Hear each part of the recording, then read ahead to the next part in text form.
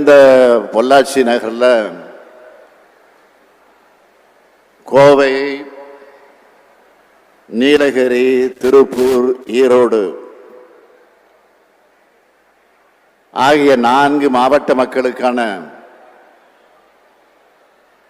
நலத்திட்ட உதவிகள் வழங்கக்கூடிய எழுச்சிமிகு விழாவில் மகிழ்ச்சியோடு நான் பங்கேற்க வந்திருக்கிறேன். இந்த மாவட்டங்களுக்கெல்லாம்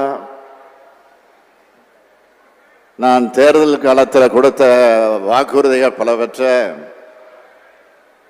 நிறைவேற்றின மன உறுதியோடு, தெம்போடு, துணிவோடு உங்களை சந்திக்க வந்திருக்கிறேன். திமுக ஆட்சி அமைய நீங்கள் அளித்த வாக்குகளை